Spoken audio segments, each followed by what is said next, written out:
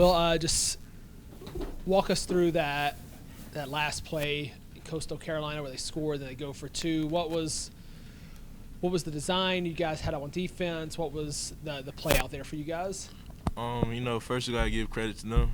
It takes a lot of guts to drive down the field, especially on a good defense like us. But we just listened to what the coaches called.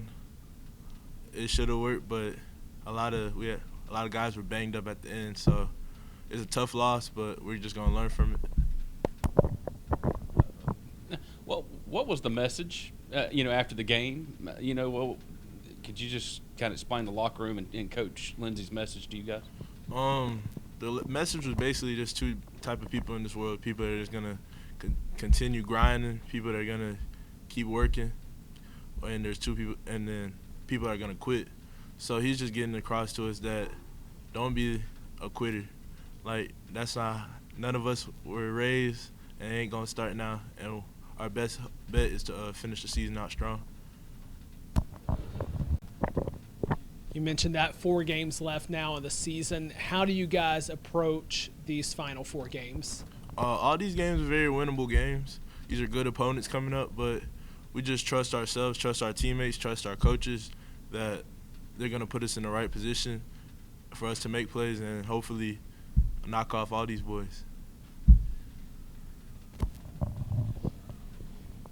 guys have Georgia Southern coming in here on Saturday. Obviously a different style offense than what you normally see. What does it take going into preparing for that option style offense? What's different about it? What do you guys have to adjust on defense to get ready? The option, it could be very tough, but it's really good that we played Coastal last week, so we already got a glimpse of how the option works. So we just got to correct the things we busted on last week from Coastal and improve and hopefully make a strong game plan and for us to get ready for Georgia Southern.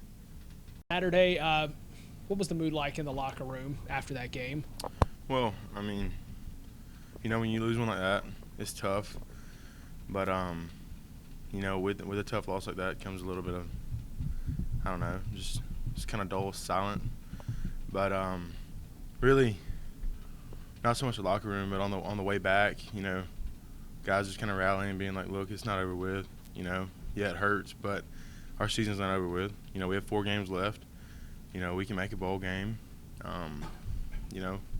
Really it's just all about finishing. And in football, a lot of times you talk about finishing, and it's a big factor, and it's your ability to finish is really tested whenever your back's against the wall, you're backed into a corner. And that's kind of where we're at. But I like our guys and I like our mentality. So I'm optimistic about the last 4 games of the season. Do you guys approach these 4 games any different than you have any of the other games this year, with it knowing that you have to win 3 of these 4 to make a bowl game? No, because every week you go into it with a sense of urgency. Every game, I don't care if you're in this position or not, every game is a must-win is the way you look at it, the Sunday when you start preparing. But, yeah, pressure is on our back. We got to win 3 of our last 4. We got some tough opponents coming up, but, just like anywhere else, anybody can get beat any week. We've got playmakers. If you look at it, statistically, and this is what hurts the most, is we're 13 points away from being 6-2 instead of 3-5. We lost the game by 5, lost the game by 7, lost the game by 1, and all of those games came down to the end of the 4th quarter. And that's tough, but in the same sense, that shows you we're not far off. Our record doesn't show the ability of our team. So we got to stay optimistic, and I'm ready to go. These last 4 weeks are gonna be fun. So that being said, is there a one thing that's missing to finish those things? To change that to a 6-2, and if what are you guys doing? You mentioned you're not doing anything different, but is there anything you're doing to get to that point where you guys can finish? I think when it comes down to a football game, if you want to break it down, and you can really see it on a player's level and a coach's level, and it's kind of hard to see from the outside looking in, but those close games can come down to 2, 3, 4 plays, critical plays in a ball game where, are the deciding factor. For instance, last week we had the ball with 2 minutes and 30 seconds left, And if we could have just got 2 first downs, one, maybe even, that we could have put that game out of reach. But instead, we didn't. We gave them the ball back with too much time on the clock. A 2-minute drill is easy to do when you have that much time. I can't answer that question, with some solid answer just because, you're looking for answers when you lose games like that. It's not effort, it's not fight. Our guys in every game, it's never been a lack of effort. It's not like guys aren't caring. We all care. It's just, critical moments in the game that we're not, seizing the opportunity on.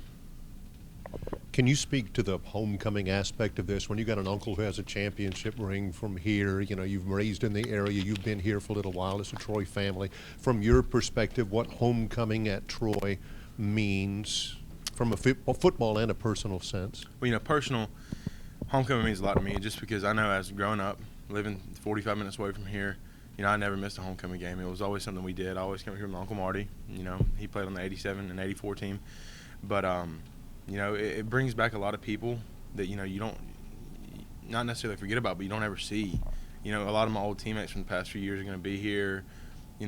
A lot of the older guys who played on teams in the past, they're here. It's always a good atmosphere. Homecoming's always fun. Personally, it means a lot to me just because it was a part of my childhood and growing up.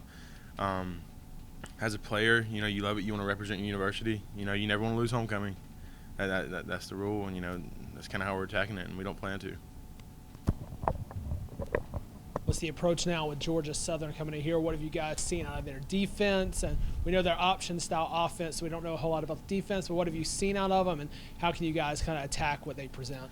Well, Georgia Southern, year in and year out, you can always bank on them, traditionally being pretty good on defense, being big on defense. And their D-line is good. They've been good in the past. Every year we've played them since I've been here, they've been good. You know how the offense is. As we get into the week, we'll break it down more and, see what they like to do on third down and short yardage and goal line and, get more of a, in-depth analysis on them. But, coming into this game every year, you're about to face a good defensive line, good linebackers. They've got a cornerback that, is arguably the best cornerback in our league. He's a challenge, but I like our receivers. So